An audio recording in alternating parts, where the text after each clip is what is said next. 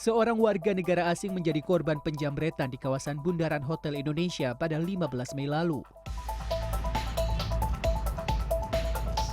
Peristiwa di Bundaran Hotel Indonesia terjadi pada sore hari saat kondisi jalanan tengah ramai seperti ini. Dan mirisnya lagi, hal itu juga terjadi hanya beberapa meter saja dari pos polisi. Dan ini menunjukkan bahwa pelaku kejahatan jalanan kini sudah semakin berani. Kasus di Bundaran Hotel Indonesia bukan satu-satunya. Begal juga beraksi di banyak wilayah di kawasan Jabodetabek. Data kepolisian mencatat sepanjang 30 hari terakhir saja sudah ada 1.283 laporan polisi terkait pencurian dengan pemberatan, pencurian kendaraan bermotor, dan juga pencurian dengan kekerasan. Data ini menimbulkan tanya, apakah Jakarta dan sekitarnya sudah semakin tidak aman? Kepolisian merespon dengan cepat. Pada 18 Maret 2026, Polda Metro Jaya membentuk Satgas Pemburu Begal. Kapolda Metro Jaya Komisaris Jenderal Polisi Asep Edi Suheri pun memerintahkan kepada jajarannya untuk tidak ragu menindak tegas para pelaku kejahatan jalanan.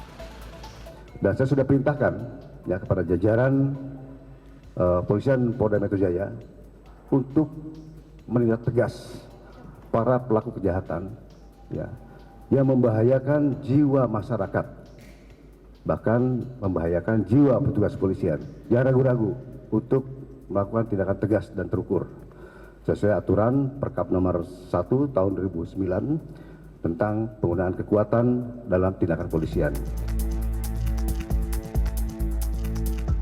Data per 22 Mei menunjukkan bahwa Satgas Pemburu Begal Polda Metro Jaya telah ungkap 870 kasus kejahatan jalanan dan menangkap 173 orang yang kemudian ditetapkan sebagai tersangka.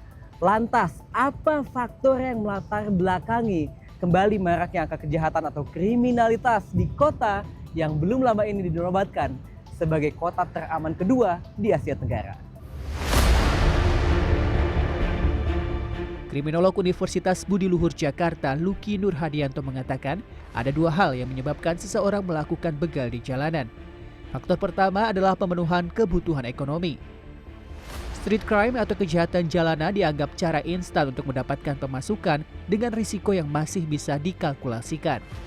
Faktor kedua adalah keinginan remaja atau oknum tertentu untuk mendapatkan afirmasi atau pengakuan dari anggota kelompoknya. Jika demikian, maka begal bisa diindikasikan sebagai tindak kejahatan terstruktur. Jadi ada pihak-pihak yang memang memiliki kemampuan untuk melakukan sebagai eksekutor di situ, sebagai perencanaan, bahkan di pemetaan wilayah-wilayah mana saja, waktu mana saja, dan di titik mana saja orang-orang memiliki tingkat kerentanan atau kemudian orang-orang memiliki tingkat kewaspadaan yang rendah.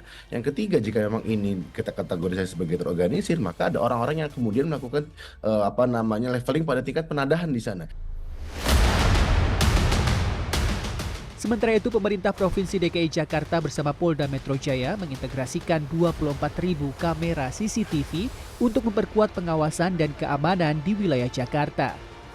Gubernur Jakarta Pramono Anung mengatakan, integrasi CCTV dilakukan dengan menggabungkan kamera yang selama ini dikelola secara terpisah oleh organisasi perangkat daerah, badan usaha milik daerah, sarana transportasi publik, Polda Metro Jaya, hingga gedung-gedung bertingkat di Jakarta.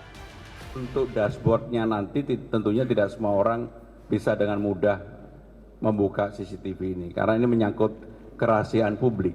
Sehingga yang bisa yang pertama tentunya pemerintah DKI Jakarta, yang kedua Polda Metro Jaya, yang ketiga Kabak Intelkam. Di luar itu nggak bisa karena itu merupakan kewenangan sepenuhnya aparat.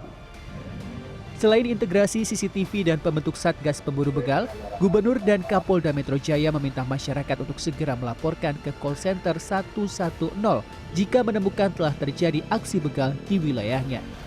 Tim Liputan CNN Indonesia, Jakarta.